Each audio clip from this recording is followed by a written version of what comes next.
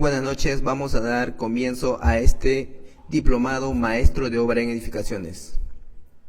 Ya se han conectado algunas personas, ya tenemos personas conectadas por medio del Facebook Live a la página de PracticSAC y también estamos conectados vía Zoom.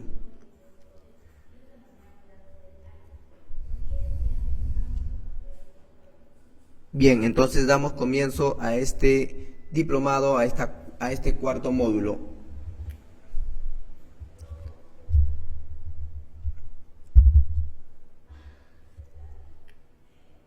Bien, este diplomado de maestro de obra en edificaciones pertenece al cuarto módulo que tiene por tema expediente técnico de obra de edificaciones. Bien, recuerden que este es un diplomado, consta por 4 módulos y en esta sesión estamos tocando el último módulo que pertenece al módulo número 4, expediente técnico de obra de edificaciones.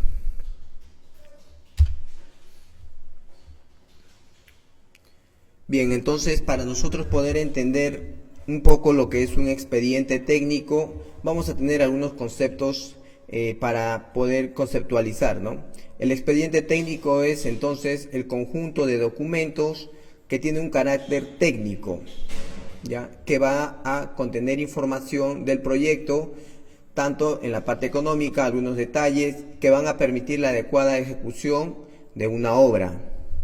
¿Ya? Dentro de este expediente técnico nosotros vamos a encontrar una serie de documentos que van a componer el expediente propiamente, el cual va a estar contemplado por una memoria descriptiva, unas especificaciones técnicas, planos de ejecuciones de obra. Por ahí también vamos a tener los metrados, el presupuesto de obra, el valor referencial, la fecha del presupuesto, los análisis de los precios, el calendario de avance de obra valorizado, las fórmulas polinómicas. También tendremos algunos estudios adicionales, si es que es el caso, como por ejemplo vamos a tener lo que es el estudio de suelos. Tendremos también lo que viene a ser el estudio geológico, el estudio de impacto ambiental y el estudio de algunos otros elementos complementarios que requiera el proyecto. Recuerden que cada proyecto es único. Al ser único tiene sus propias características, sus propias necesidades, sus propios estudios. Eso está claro. Ningún proyecto es igual al otro. Puede que tengas alguna semejanza en algunas, de repente en la parte de diseño, pero nunca va a ser igual al 100%. Cada proyecto es único. Entonces, teniendo en cuenta este concepto de lo que es el expediente técnico y lo que compone dentro del expediente técnico, vamos a pasar a la siguiente diapositiva para poder seguir entendiendo todo lo referente al expediente técnico.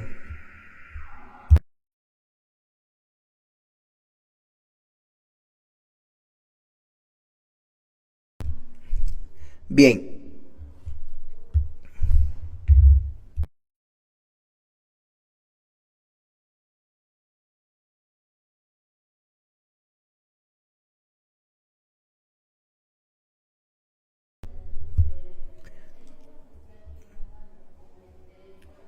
Bien, vamos entonces a seguir viendo el siguiente punto. Vamos a ver el siguiente punto.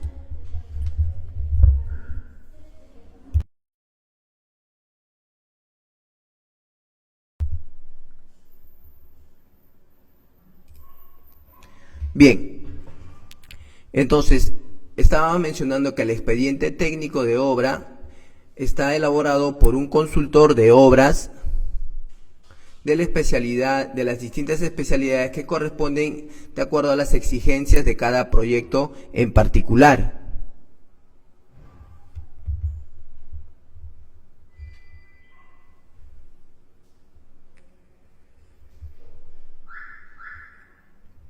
Bien.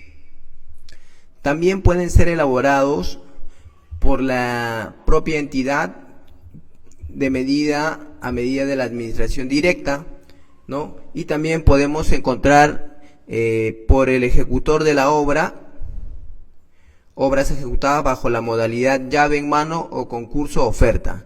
Tenemos estas dos modalidades en la que pueden ser elaborados los expedientes técnicos.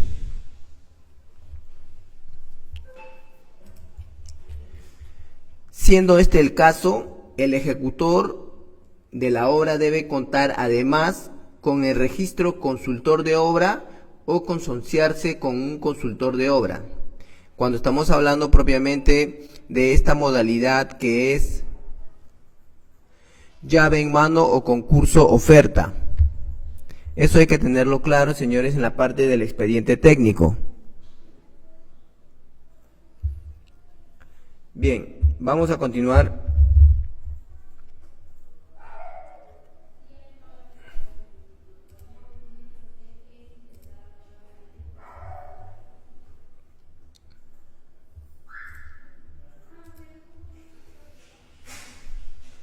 Luego también vamos a poder identificar el expediente técnico de obras según el artículo 10 del Reglamento de Ley de Contrataciones con el Estado. Dispone que para las ejecuciones de una obra es necesario contar con el expediente técnico, el cual debe adjuntarse al expediente de contratación. Ello debido a que normalmente el expediente técnico está elaborado y aprobado con anterioridad a la contratación de la ejecución de la obra. Miren este punto importante aquí. El expediente técnico tiene que estar aprobado antes de la ejecución de la obra. O sea, esto es importante entender la parte de que el expediente técnico propiamente tiene que estar aprobado antes de su ejecución, porque ha pasado que no está aprobado el expediente técnico y sin embargo ya se está ejecutando la obra. Entonces eso es algo que ya estaría incurriendo a una irregularidad. No obstante, existen determinados supuestos en los que la elaboración del expediente técnico y la ejecución de la obra se contratan de manera conjunta. Esto mediante las modalidades de ejecución contractual llave en mano o concurso oferta.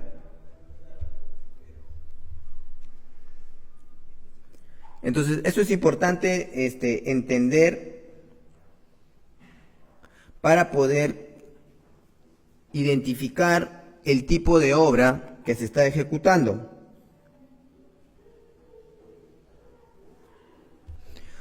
Ahora, el expediente técnico generalmente está elaborado por varios profesionales.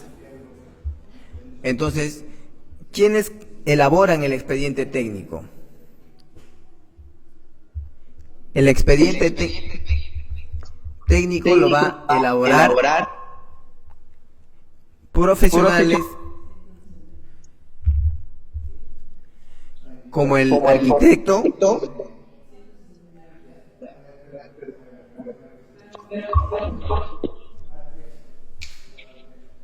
el ingeniero civil y el ingeniero sanitario. El ingeniero electricista, el ingeniero mecánico y los profesionales que necesite el proyecto propiamente para poder elaborar el expediente técnico. Pero generalmente son estos 4 profesionales los que elaboran el proyecto tratándose de una edificación. Tenemos al arquitecto, tenemos al ingeniero civil, tenemos al ingeniero sanitario y tenemos al ingeniero electricista, al ingeniero eléctrico. Cabe mencionar que se parte desde la parte arquitectónica. Uno de los primeros profesionales en la intervención propiamente, ya como propuesta de diseño, es la intervención del arquitecto, ¿no? Es decir, tener la parte arquitectónica del proyecto, tener la forma. Ya con ello, posteriormente se pasará a las siguientes especialidades como el ingeniero civil, el ingeniero sanitario y el ingeniero eléctrico. Claro está que todos todos hacen un solo expediente. El expediente no solamente puede salir con los planos de arquitectura, no puede salir solamente con la parte, con el trabajo del ingeniero civil, tampoco solamente puede salir con el ingeniero sanitario ni el ingeniero eléctrico. Tienen que estar estas 4 especialidades que van a formar el expediente técnico para su aprobación. Sin embargo, el consultor de obra contratado o proyectista es el único responsable ante la entidad por la calidad del expediente técnico. Eso es cuando estamos hablando por medio de una administración indirecta.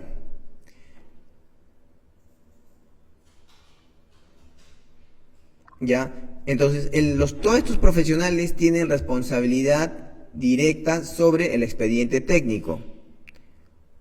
Entonces, eso es importante aclarar y entender.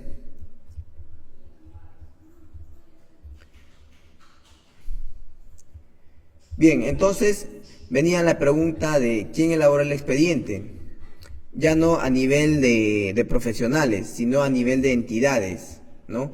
¿Cómo es que el expediente técnico, cuando se trata de una administración directa, y cómo es la elaboración del expediente cuando se trata por un consultor externo, es decir, un proyectista o una empresa encargada de realizar este tipo de proyectos? Cuando estamos hablando de la administración directa, que se trata de la misma entidad del Estado, la entidad elabora de manera directa sus expedientes técnicos, siendo necesarios que la entidad cuente con los profesionales especializados para armar el expediente propiamente, cuente con los recursos humanos, con la logística y todo lo que involucre todas las necesidades que se tenga para poder hacer un proyecto, un expediente. Entonces, si es que la entidad no cuenta con los profesionales, no cuenta con los profesionales por un tema de presupuesto o de repente por el área que le corresponda, tiene la otra opción de tomar por una administración indirecta, que viene a ser un consultor externo, es decir, un proyectista. Entonces, la entidad, como proyectista, como consultor externo, elaborará el expediente técnico de forma indirecta, lógicamente, a través de un consultor de obra contratado especialmente para tal fin, observando la disposición de la normativa de las contrataciones con el Estado. Cuando estamos hablando de propiamente proyectos de expediente de carácter público, obras públicas, entonces hay una especie de contrataciones que tienen que ver con el Estado y una serie de normativas que el consultor externo, en este caso el proyectista, tiene que cumplirlas. Luego tenemos cuando se trata que el contratista ejecutor de la obra, dada la casualidad de concurso llave en mano, de ser el caso, en las obras ejecutadas por concurso, oferta o llave en mano que impliquen la elaboración del expediente técnico, no podrán aprobarse adicionales de obra por defectos o deficiencias del expediente técnico. Cuando estamos hablando de que el contratista agarró propiamente la elaboración del expediente y luego la ejecución de la obra, al ellos elaborar el expediente, cualquier error o un mal cálculo de presupuesto dentro del expediente técnico lo tiene que asumir propiamente el contratista, porque ellos han elaborado el expediente y ellos también están ejecutando. ¿Y eso cómo se llama? Es un concurso por llave en mano, ¿no?, que generalmente el consultor externo gana. Entonces, esta partecita hay que entenderlo porque esto está de acuerdo a la conformidad de la opinión del número 028 DTN. ¿Qué es la DTN? Es la Dirección Técnica Normativa de la OCE, ¿no? Cuando estamos hablando de proyectos del Estado, esto está vinculado directamente con la OCE, que es el organismo supervisor de contrataciones con el Estado. Recuerden que cuando están trabajando con proyectos del Estado, el Estado va a estar detrás de ustedes por medio de la OCE para estar supervisando. todo literal, todo el proceso, desde la ejecución, desde la elaboración del expediente hasta la culminación. Bien. Luego tenemos los componentes que habíamos mencionado dentro del expediente técnico. Dentro del expediente técnico tenemos un documento muy importante que se llama memoria descriptiva. Y para muchos que están ya en este rubro van a entender qué es la memoria descriptiva. En realidad tenemos una serie de componentes que conforman el expediente técnico y dentro de ellos tenemos a la memoria descriptiva. ¿Qué es lo que vamos a encontrar en la memoria descriptiva? ¿Y qué es lo que constituye la memoria descriptiva? La memoria descriptiva constituye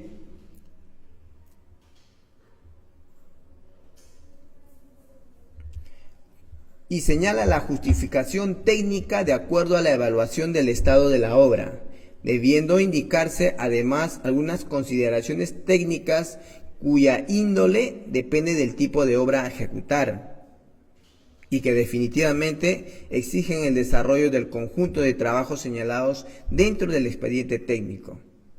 Asimismo, también señala en forma precisa los objetivos a alcanzar con el desarrollo de la obra y los trabajos planteados.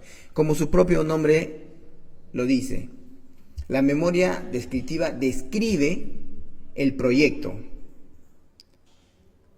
señala la forma precisa en la que va a ser, los objetivos que se van a tener y el desarrollo que se va a realizar, los trabajos que se han planteado dentro del expediente técnico.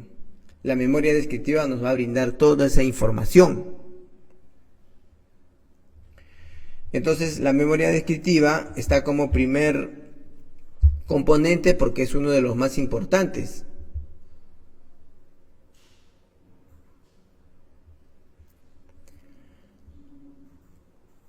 Luego tenemos el siguiente componente, luego de la memoria descriptiva, tenemos lo que es el estudio básico y específicos. Cuando estamos hablando de un proyecto o de una obra, una edificación, de acuerdo a la naturaleza del proyecto se van a realizar ciertos estudios básicos. Algunos estudios de carácter relevante que no pueden faltar en un proyecto. ¿Cuáles son esos estudios? 1. El estudio topográfico. Luego tendremos el estudio de mecánica de rocas, el estudio de mecánica de suelos y otros estudios que requiere el proyecto dependiendo de la ubicación geográfica del proyecto, dependiendo el servicio que va a brindar esa edificación. Habíamos mencionado que una edificación es el lugar que va a componer para albergar un grupo de personas. Entonces, dentro de otros tipos de estudios que pueda requerir de acuerdo al tipo de proyecto, vamos a poder ver la estabilidad de taludes, si es que es el caso, la particularidad y suspensión de agua, la hidrología, las precipitaciones, el tipo de terreno, ¿no? Arcillas expansivas, acuíferos, la calidad de agua, estudios sanitarios y pueden haber más estudios dependiendo del tipo de proyecto que se va a realizar en el expediente técnico.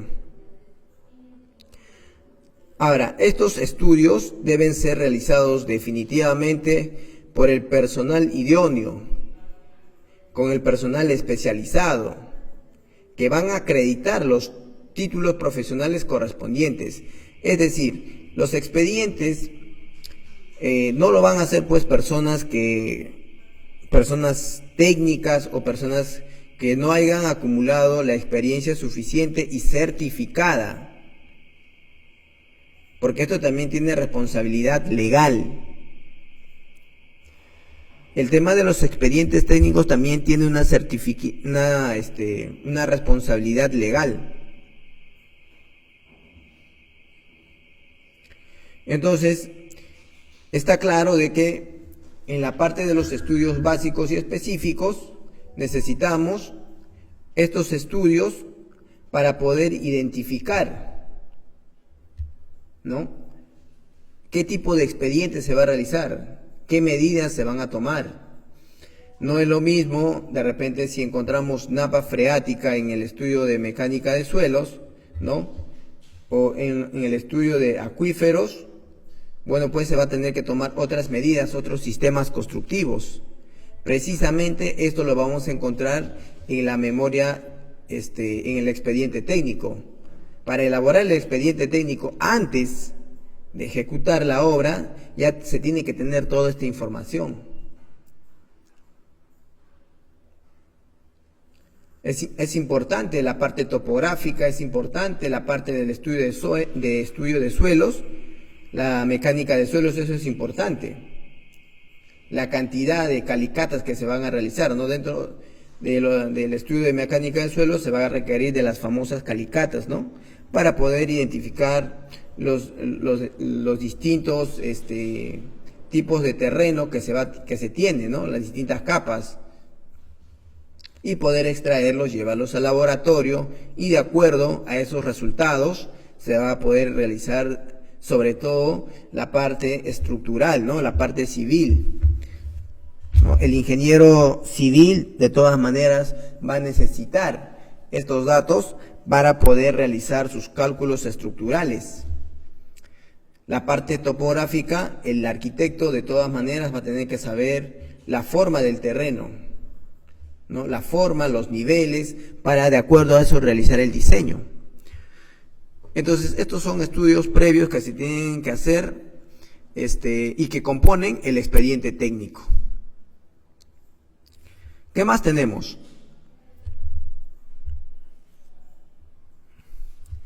Tenemos los planos de la ejecución de la obra. En la parte de los planos, que es otro componente del expediente técnico y quizás uno de los más importantes,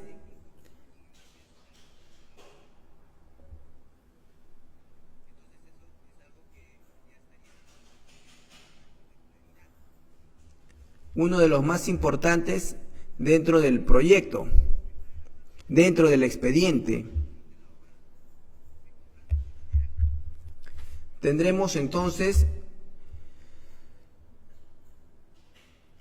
los planos, que son la representación gráfica mediante dibujos técnicos que se plasman para la ejecución de la obra, donde nos van a indicar la forma, las dimensiones, ¿no?, y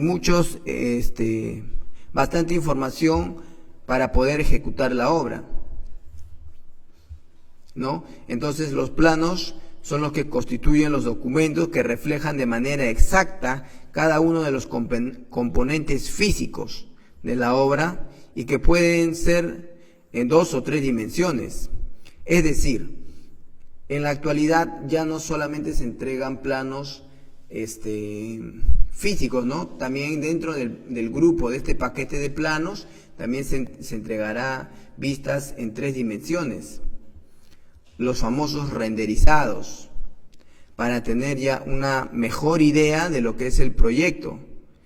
En la actualidad se está trabajando ya con nuevas metodologías de trabajos colaborativos como el BIM, ¿no?, que ya el Estado ha promovido para que tanto el sector público como el sector privado se involucren con esta nueva metodología, este trabajo colaborativo del BIM, para manejar en tiempo real los proyectos y ver y tener un mejor control, una mejor productividad.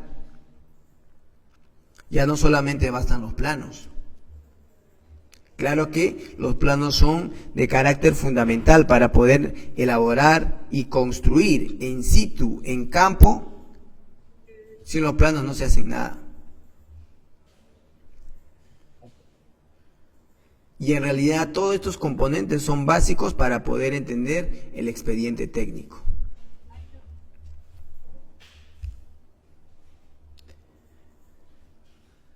Bien, ¿qué más tenemos?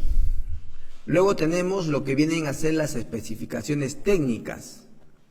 Dentro del expediente técnico también encontraremos las especificaciones técnicas. ¿Y qué son las especificaciones técnicas? ¿O qué constituyen? Bueno, pues constituyen el conjunto de reglas y documentos vinculados a la descripción de los trabajos que se van a realizar, la calidad de los materiales que tienen que tener, el sistema de control, de acuerdo a la actividad o al trabajo que se va a hacer. Por cada actividad que existe, que se va a realizar en obra, por cada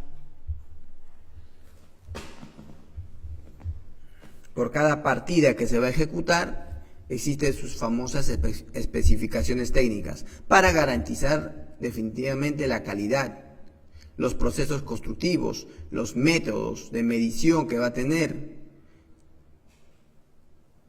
Ahora, cada partida o conjunto de partidas que conforman el presupuesto de obra deben contener sus respectivas especificaciones técnicas. Esto es importante, detallando las reglas que definen las prestaciones específicas, como por ejemplo los materiales a considerar en el procedimiento constructivo. En las especificaciones técnicas vamos a poder encontrar el tipo de material que se va a tener que utilizar dentro de la obra. Tiene sus propias especificaciones, el tipo de concreto que se va a tener, por ejemplo, ¿no? El tipo de acero, las medidas, los controles que se van a realizar para poder garantizar la calidad. En imágenes tenemos, en la parte de aquí, en la parte derecha de su pantalla, podemos identificar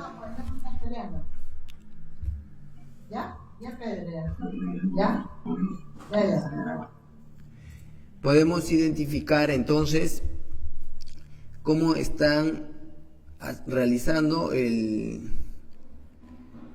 llenado de las probetas, y también vemos el cono de Abrams, ¿no? La prueba del cono de Abrams para poder ver el slime que se ha hecho, ¿no? En relación al concreto. Aparentemente se ve bien, ¿no? Por ejemplo, recuerden que el concreto no porque tenga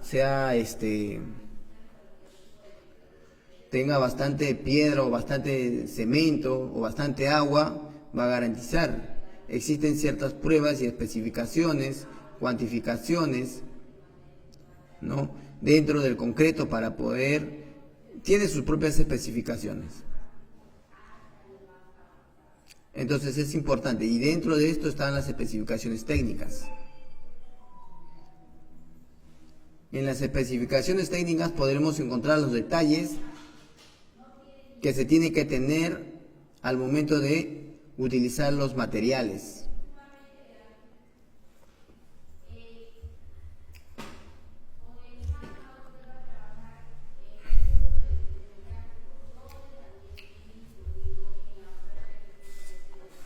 Bien, ¿qué más tenemos?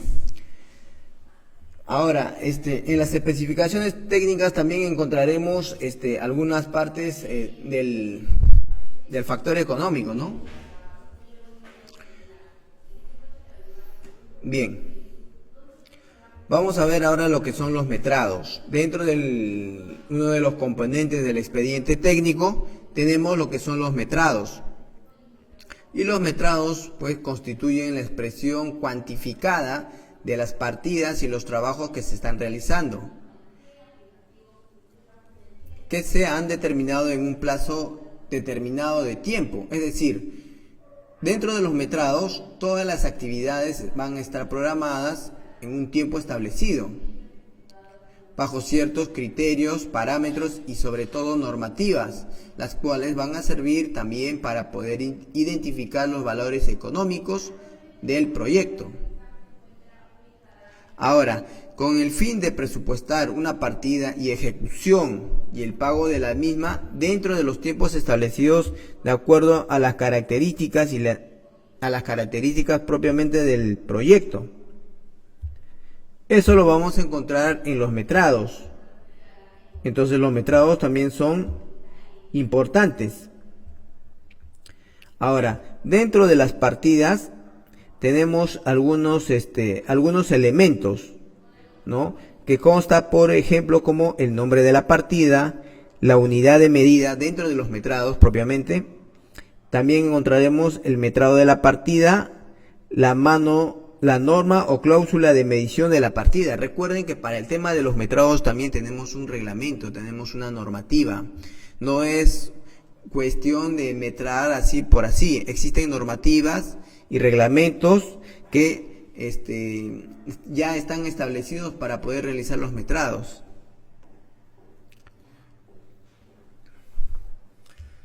Muy bien.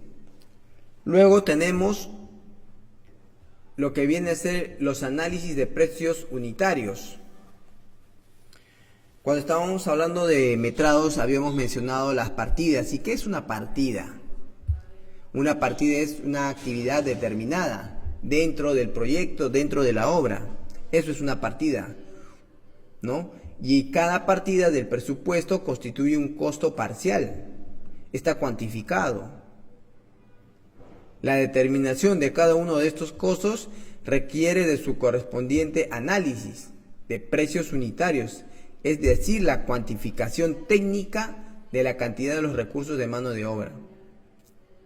Y no solo de la mano de obra, también de los materiales y equipos, maquinarias, herramientas y entre otros factores que involucren propiamente el análisis de precios unitarios.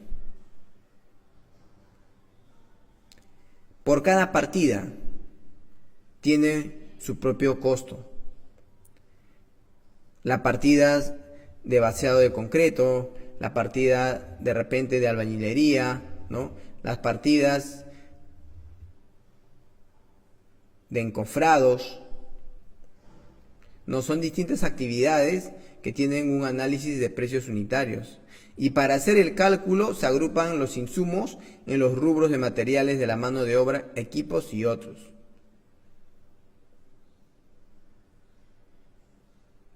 Ahora, dentro de estos análisis de precios unitarios hay que entender también que el tema del IGB no se aplica por cada partida, se aplica al final, sobre el monto total del análisis de los precios unitarios, ¿no? Al valor final. Imagínense ustedes aplicar el IGB por cada partida que se está realizando.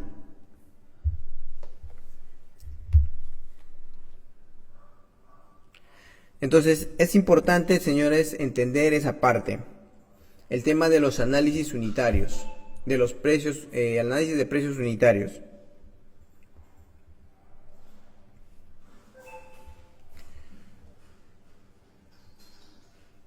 Ahora vamos a ir a la parte de lo que viene a ser el valor referencial, otro componente importante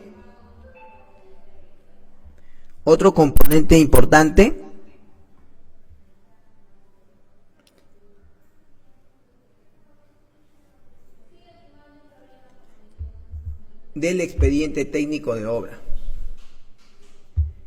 En el caso de la ejecución de obras, el valor referencial corresponde al presupuesto de la obra. El valor referencial corresponde al presupuesto de la obra. En consecuencia, y es consecuencia de la entidad que determina el valor referencial mediante la aprobación del expediente técnico de obra, el cual contiene, entre otra información, el presupuesto de obra. Como su propio nombre lo dice, es un valor referencial. Ahora, no debe tener una antigüedad en relación a la fecha de convocatoria. ¿A quién le sirve el tema del valor referencial?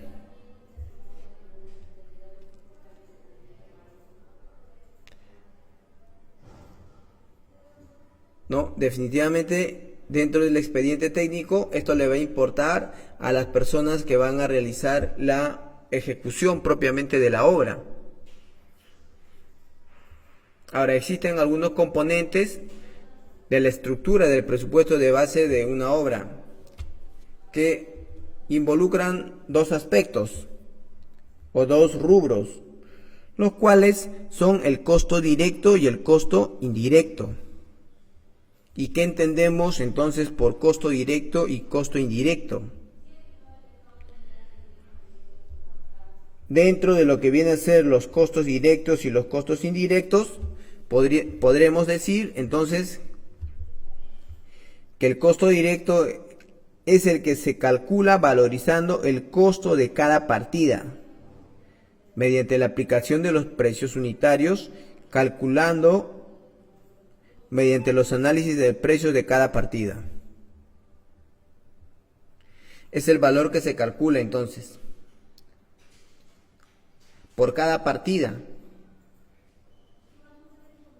mediante el análisis de los precios de cada partida.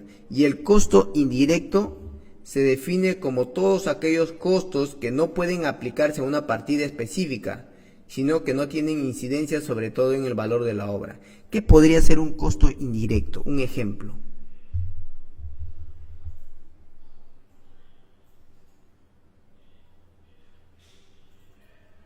Un costo directo, ¿qué podría ser? Los materiales, ¿no? Propiamente. Y un costo indirecto, podríamos decir que el consumo de agua puede ser un costo directo o un costo indirecto. En toda obra se necesita agua. Podríamos colocarlo ahí como costo indirecto, el consumo de agua y electricidad. Podría quepar ahí, ¿no?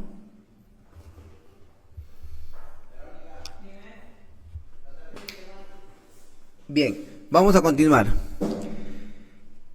Luego tenemos dentro de estos componentes del expediente técnico de obras, tenemos lo que vienen a ser las fórmulas polinómicas. Ya esta parte de las fórmulas polinómicas ya es un tema de cálculos, ¿no? Netamente matemáticos, que van a reflejar la estructura de los costos del presupuesto. Y estas fórmulas polinómicas se elaboran a partir del presupuesto que constituye el valor referencial. Hace un momento les habíamos hablado sobre el tema del valor referencial. ¿Por qué se dice valor referencial?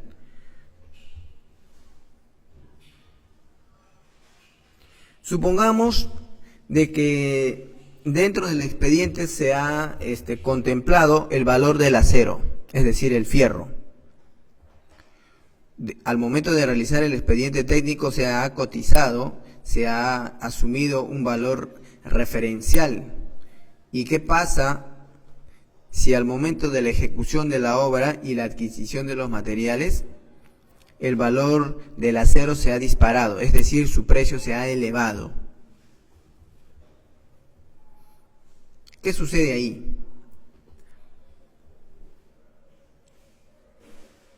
Bueno, pues aquí se aplica estas fórmulas polinómicas, porque dentro del valor referencial existe una holdura. Entonces, se aplica para calcular el efecto de la variación de precios de alguno de los insumos involucrados en la ejecución de la obra, siendo esto de carácter obligatorio para aquellos presupuestos expresados en moneda nacional, sobre todo cuando se está hablando de moneda nacional, cuando el presupuesto de la obra o el componente dentro del expediente técnico se ha valorizado en moneda nacional, se ha tomado como referente la moneda nacional. Recuerden que la moneda nacional se puede devaluar, entonces es interesante tener este concepto. Luego tenemos que tiene la finalidad de actualizar el valor de los componentes del presupuesto de obra durante su ejecución y su valorización. Para ello, utiliza los índices unificados de precios de la construcción que publica el Instituto Nacional de Estadística. Entonces, esta fórmula polinómica no solamente me va a servir o le va a servir propiamente al proyecto dentro del expediente, para ver el elevado o el desfase en relación a los precios de cierto material o equipo, a favor o en contra. Para esto les va a servir lo que son las fórmulas polinómicas. ¿Cómo talla aquí el maestro? ¿Cómo viene a tallar? ¿Cómo viene acá a participar el maestro de obra? De repente ya no tiene mucha participación, porque en realidad este es parte del expediente técnico que ya ha sido aprobado, ¿no? Pero se utiliza el expediente técnico para poder ejecutar la obra, y el maestro de obra será testigo de todo lo que pueda pasar, ¿no? Ahora, por su formulación y cálculo debe seguir los lineamientos del Decreto Supremo número 011-79-BC y las normas complementarias y modificatorias. Ahora, existe un número máximo de fórmulas polinómicas que puede existir en una obra. Dice que puede ser 4 y como mínimo una en el caso de un contrato que exista obras de distinta naturaleza. En realidad se va a poder utilizar un máximo de 8 veces las fórmulas polinómicas, que precisamente nos van a dar estos detalles, estos valores de esta variabilidad, de esta variable que vienen a ser, por ejemplo, algunos valores monetarios en relación a los materiales.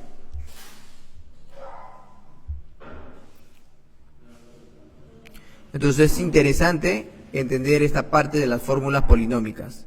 Como máximo me dice que se van a poder utilizar 8 veces estas fórmulas polinómicas.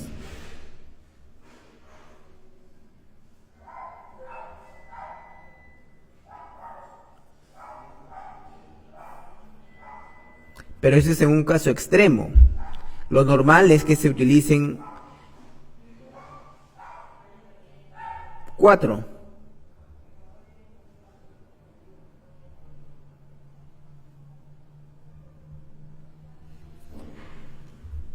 Bien, entonces vamos a continuar. Vamos a ver lo que viene a ser el cronograma de ejecución. Dentro del expediente técnico tenemos un componente importante que se aplica ya en obra. El tema de los análisis de precios unitarios, el valor referencial, el tema de las fórmulas polinómicas, ¿no? Y de repente el plano, los planos propiamente nosotros no vamos a modificar, ¿no? En campo, en obra, nosotros no podemos modificar no se puede modificar el plano, nosotros no vamos a hacer las especificaciones técnicas, eso ya están dadas. La memoria descriptiva, el estudio de suelos y todo eso ya está dado. ¿Por medio de qué? Del expediente técnico que ya se tiene en campo, ¿no? Supuestamente ya se debería tener en campo, ya se debe tener en campo para poder ejecutar. Pero este tema del cronograma de ejecución sí lo vamos a ver y se va a aplicar. El tema del cronograma de ejecución sí se va a aplicar y es necesario, al igual que los planos. Es decir, el maestro de obra va a andar con los planos y con el cronograma de ejecución de obras para ver los tiempos, ¿no? En la sesión anterior habíamos visto un cronograma de tipo Gantt, ¿no? Para poder ver el avance de la obra en relación a las cuadrillas y las actividades que se puedan realizar.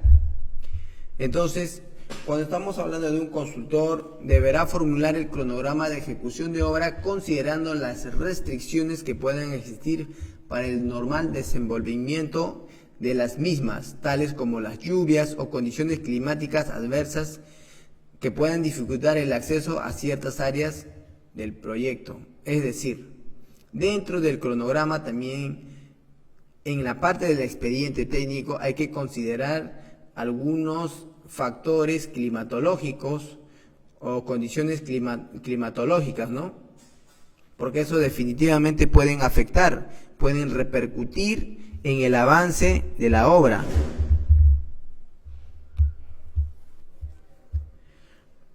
Luego también vemos que dentro del cronograma de la ejecución se elabora considerando todas las actividades necesarias para la ejecución de la obra empleando el método PERT y el método CPM. ¿Qué es el método PERT? Bueno, el método PERT es un diagrama en realidad que es la representación visual de las tareas de un proyecto y que ayuda para poder visualizar las actividades que se van a realizar. Sirve para poder crear un programa inicial y un cronograma. Ahora, dentro de lo que es el CPM, podemos hablar lo que es la ruta crítica. En la sesión anterior habíamos hablado sobre el tema de la ruta crítica, ¿no? ¿Para qué sirve una ruta crítica? Cosas que puedan acontecer al momento de ejecutar propiamente la obra. Más allá de la visión, ¿no? De la planificación, existe una ruta crítica también para de alguna forma amortiguar eso. Eso es lo que vamos a ver en el cronograma de la ejecución, para tener cierta holdura.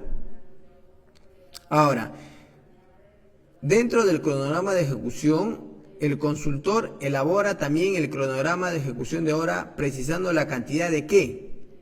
¿Qué cosa se ve en el cronograma de obra? ¿Qué cosa tenemos?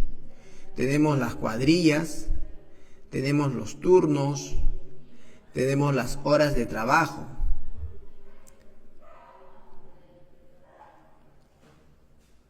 Y también algunas consideraciones que se va a tener en cuenta para la determinación del plazo de obra. También se presentará entonces un cronograma de adquisición y o utilización de equipos materiales concordado con el cronograma de ejecución de obra. Dentro de la programación, el cronograma de ejecución también hay que considerar el tema de los equipos y materiales. Ahora, también deberá presentar la relación del equipo mínimo necesario para asegurar el cumplimiento de los trabajos dentro de los plazos programados. En el cronograma de obras de ejecución también vamos a poder ver lo que vienen a ser los equipos. Los equipos mínimos que se van a necesitar para garantizar las actividades programadas. También a partir del cronograma que ya hemos señalado, se calculará el cronograma de avance. ¿Para qué? Para su valorización en la intervención de todas las partidas del presupuesto de obra. Todos estos temas los vamos a ver dentro del cronograma de ejecución de obra. Esto también tiene que ir de la mano, ¿no? Esta imagen que vemos en la parte superior derecha, vemos ahí una especie de cronograma, ¿no? Para poder ver ciertas actividades, inicio, fin, comienzo, cuadrillas, días de trabajo, tiempos establecidos. Entonces eso vamos a ver en el cronograma de ejecución.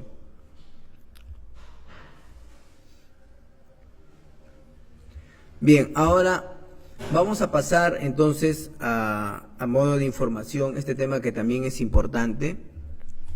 ¿Cómo se aprueba el expediente técnico? Esa es una pregunta. ¿Cómo se aprueba el expediente técnico? Hay una etapa, ¿no? En la sesión anterior habíamos visto cómo llegamos propiamente a la edificación. Partía de una necesidad, luego se tenía que ver la viabilidad, luego se tenía que ver la aprobación, luego de la aprobación recién venía la elaboración del expediente técnico, para luego posteriormente aprobar el expediente técnico y una vez aprobado realizar la ejecución de la obra. Y ahora nos vamos a quedar aquí en la parte del expediente técnico, porque se mencionó, ¿no?, el expediente técnico, pero no se detalló en las sesiones anteriores, a modo de información, a modo de conocimiento. Y entonces es aquí cuando vamos a ver cómo es la aprobación del expediente técnico. El expediente técnico de obra es aprobado a través del funcionamiento correspondiente, suscribiendo el documento indicando en las normas de organización interna de las entidades. O sea, ¿qué es lo que nos está diciendo? Que el expediente técnico tiene que estar bajo ciertos parámetros dentro de las normas.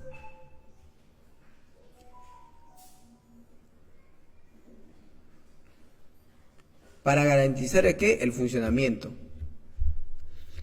Luego viene que el expediente técnico de obra debe estar visado. Para que el expediente técnico pueda estar aprobado,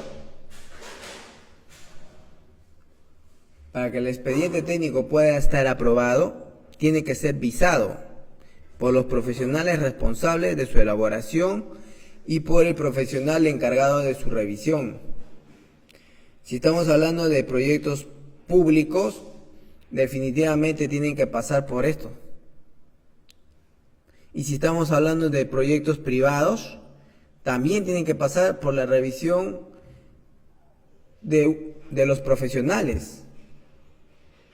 A ver, el expediente técnico está claro que lo elaboran los profesionales, ¿no? Un grupo de trabajo de profesionales que va a estar conformado por arquitectos, ingenieros. Y estos van a ser presentados, si estamos hablando de un proyecto privado, a las autoridades que dan la licencia de construcción, la aprobación del proyecto. En este caso puede ser las municipalidades. Son las entidades que se van a encargar de revisar el expediente técnico, ¿no?, para poder realizar la ejecución de una obra.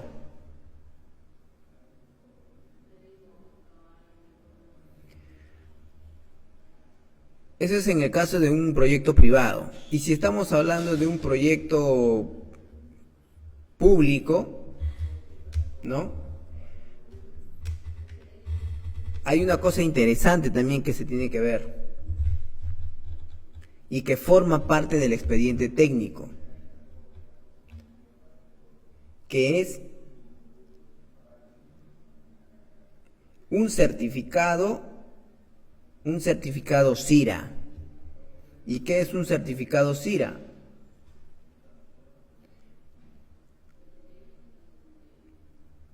Es un expediente también, es un expediente adicional que tiene que estar dentro del otro expediente técnico de obra.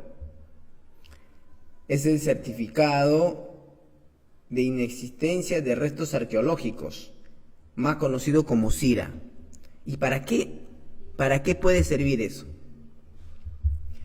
Es decir, con esto, para garantizar que la ejecución de la obra no se dé sobre restos arqueológicos, y esto ha pasado muchas veces.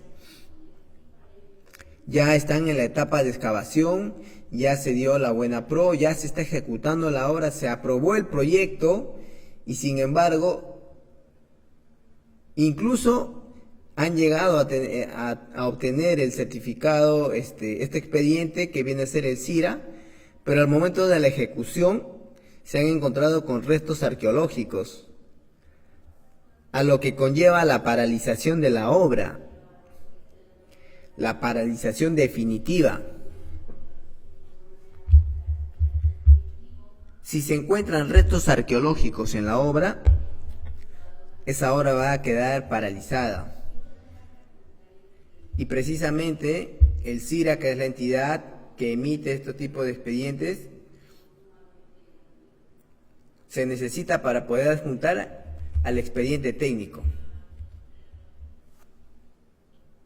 ¿Y por quién está controlado esto? Por la Dirección de Arqueología del Ministerio de Cultura.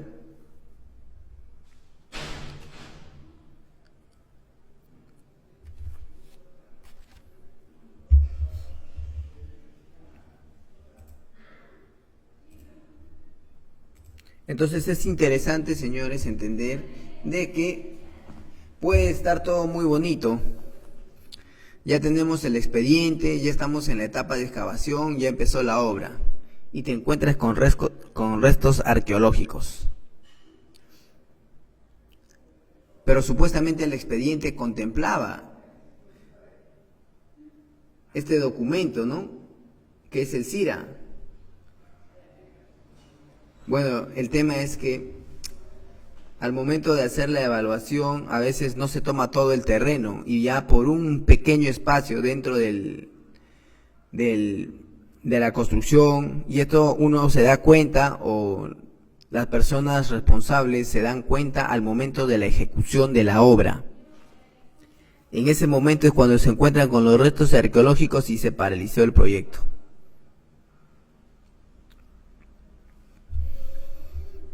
Bien, vamos a ver ahora los tipos de expediente que tenemos. Tenemos dos tipos de expediente.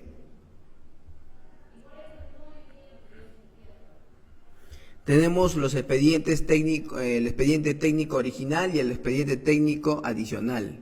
El expediente técnico original es cuando el proyecto no requiere, no se ha de repente encontrado, por ejemplo, este tema de los restos arqueológicos. Supongamos que en todo el terreno solamente abarca cierto punto el tema arqueológico.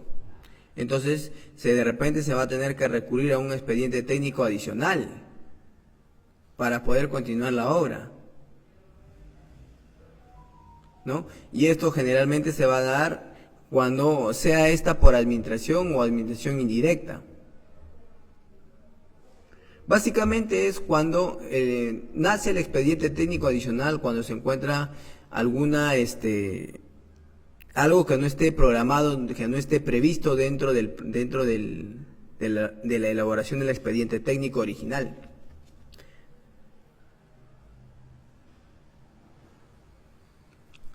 Solamente en esos casos se podrá de repente referir a un expediente técnico adicional.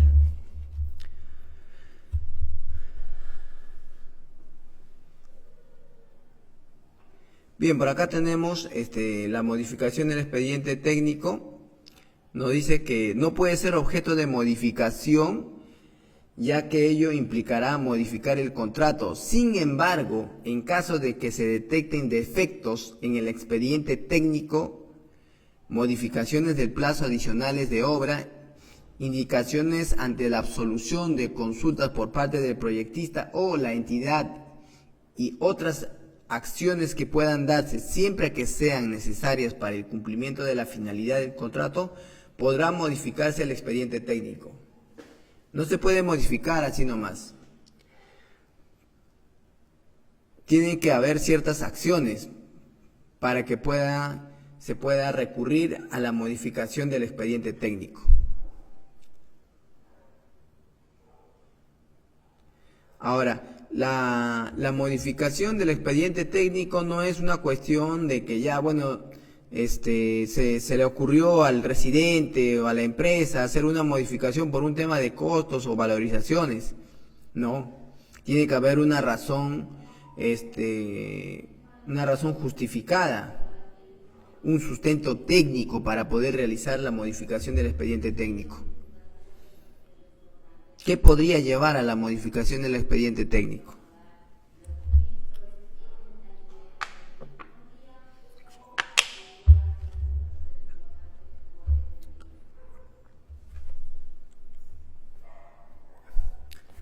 Bien, vamos a ver entonces ahora quiénes son los responsables del expediente técnico.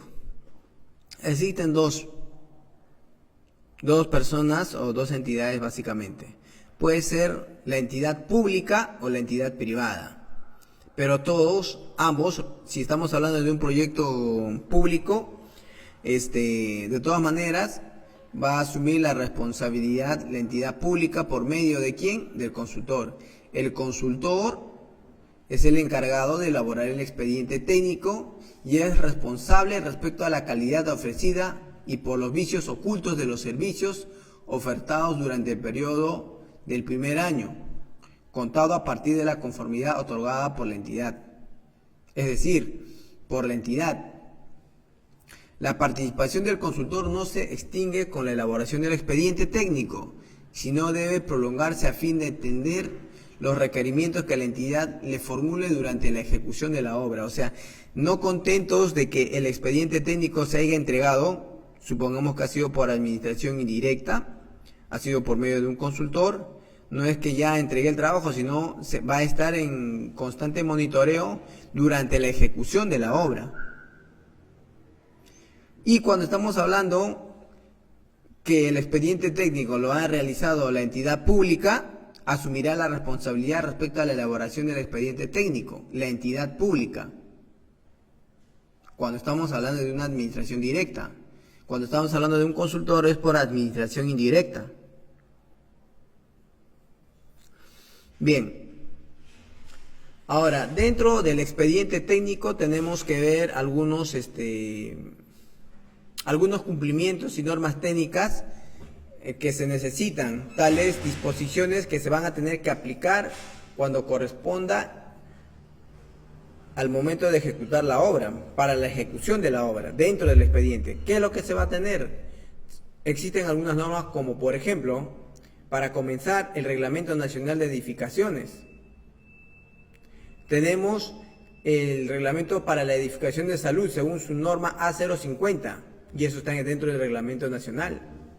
Algunas especificaciones técnicas generales para la conversión de carreteras aprobados mediante la resolución directorial número 051 del Ministerio de Transportes y Comunicaciones. Luego tenemos el Reglamento Nacional de Gestión de Infraestructura Vial, aprobado también por un decreto supremo por el mismo Ministerio de Transportes y Comunicaciones. Entonces, al momento de realizar el expediente técnico, y no contentos no solo al momento de realizar, sino al momento de ejecutar, se tiene que velar por el cumplimiento de estas normas.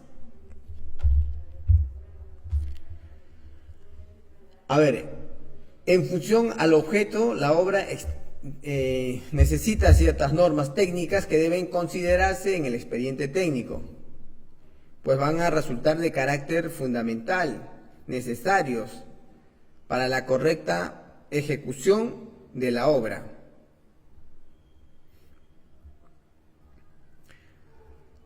Entonces, el expediente técnico tiene que estar regido bajo ciertas normas técnicas, incluso leyes,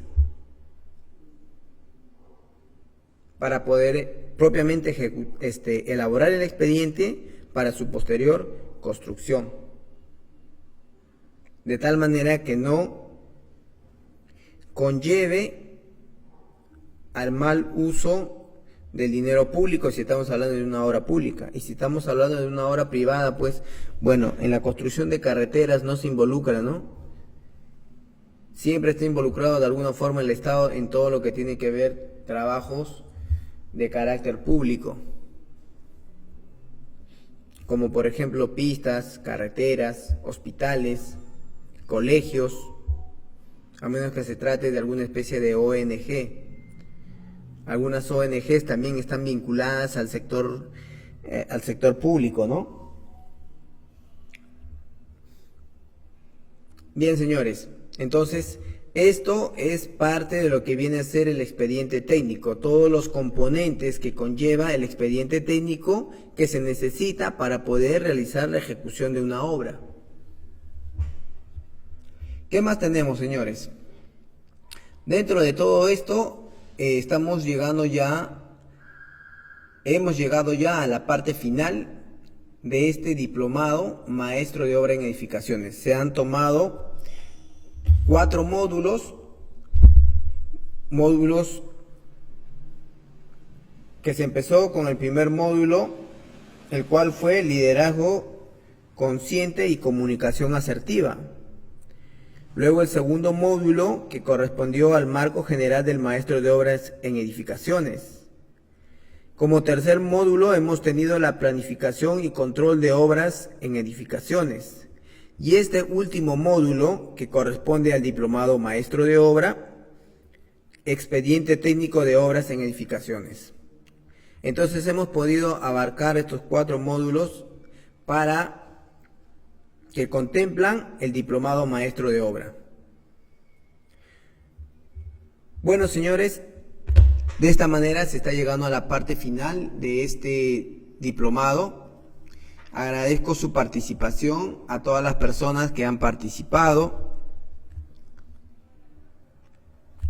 para poder adquirir conocimiento dentro de este rubro de lo que es la construcción civil para el maestro de obra, ¿no? Todo este conocimiento que se les ha brindado es de carácter relevante, sobre todo para las personas que quieran desarrollarse o desempeñarse como maestros de obra, ¿no? Son criterios importantes que les va a ayudar a todas las personas que están ya de repente en obra y están aspirando a ser maestros de obra.